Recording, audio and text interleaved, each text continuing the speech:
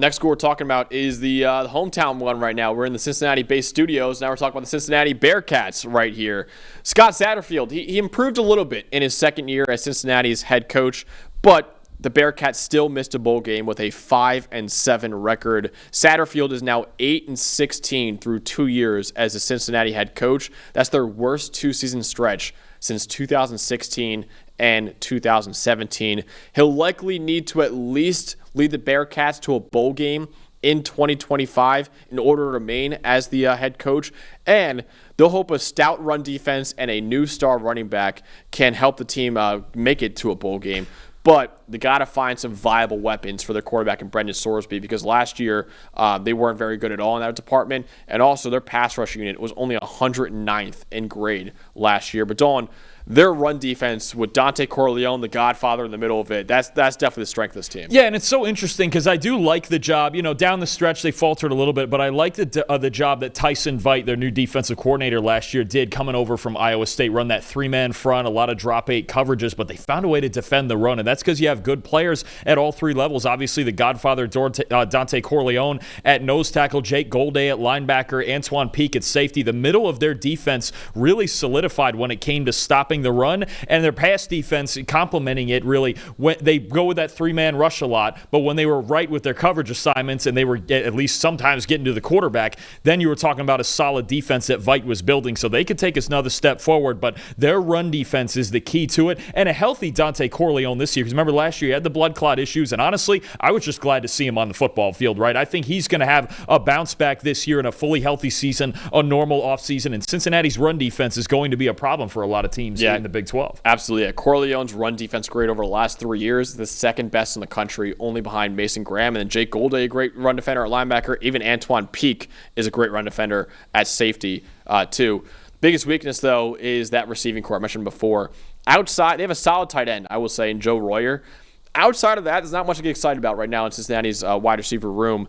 They did not return a single wide receiver who even had 25 receiving yards last year. None of them coming back to Cincinnati. Now, of course, all of these starters are transfers coming in this offseason, but all three of the guys, I will say, and Jeff Caldwell and Caleb Goody and Cyrus Allen, they're more complementary options than a true star at wide receiver. So I still have a lot of question marks at wide receiver for the quarterback in Brendan Sorsby. Yeah, absolutely. And then you talk about Sorsby as a guy who doesn't have big-time tools and needs help from that receiving core. And you're talking about, I think that's displayed when you talk about a 2% big-time throw rate last year, the lowest among any Power 4 passer with at least 200 dropbacks. So he's a guy, look, he's good when he can work to the chains. He's efficient, especially in the short game. 10th highest passing grade in the country on throws under 10 yards. But where can we get explosive with it, right? That's what we're talking about. He also doesn't add a whole lot to the run game, right? He's a good enough athlete here and there to scramble for a first down, but he's not going to add to the option game or any sort of design run game. So this is someone who really needs to be accurate. He needs to be on time. He needs those receivers to separate early in the play. So that's going to be a big question for this entire passing game. Sorsby started hot last year and then cooled off over their 5-game losing streak to end the season, but they've got to find a way to create explosive plays. They have a quarterback who's not too used to doing that, and they have receivers, obviously, who haven't even been on the field. So it's going to be tough in this passing game to find, maybe even early in the season, okay, where are we taking these shots downfield? Because there weren't enough of them last year. Yeah, honestly. I think, Sorsby had a solid year for them last year. I'm just worried about him with that receiving core. But I will say he's got a really good running back to rely on now in a transfer in Tyree Walker coming in.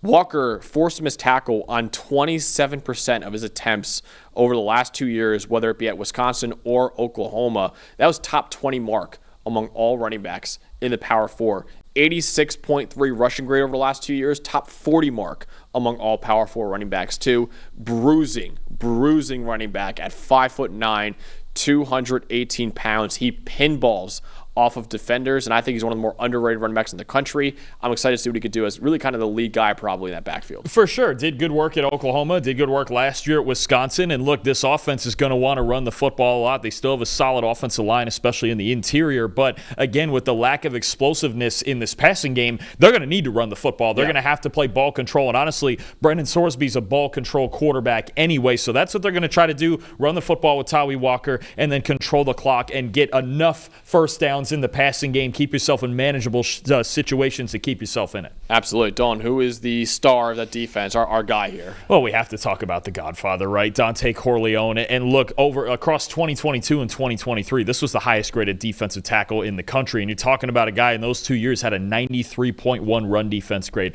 You want to run in the A-gaps against Cincinnati? It's not going to happen. Find a way to get outside because the Godfather is there. He's 6'1". The pad level's hard to keep up with. He's got huge legs. He can take on double teams. He's really the engine of this run defense. And last year, the grade, you know what? Even all things considered, Max, a 73 PFF grade when he didn't even get to practice until after the season started. That's still really good stuff. And in his first year playing Big 12 football, right? So you're talking about a guy who really gets a normal offseason, played at an elite level in 2022 and 2023. He really needs to be the engine of this front seven, especially in run defense. If Cincinnati can run the ball and stop the run, then they're going to stand a chance a lot of weeks. And on defense, that starts with Corleone right in the middle over the center. Yeah, and obviously last year wasn't a great year for them, but it is worth mentioning. He was treated for blood clots in June of last year. He could not resume football activities until week 2 of the season. So it's understandable why he still had a 73.3 PFF grade. It's actually pretty solid given the circumstances for him last year.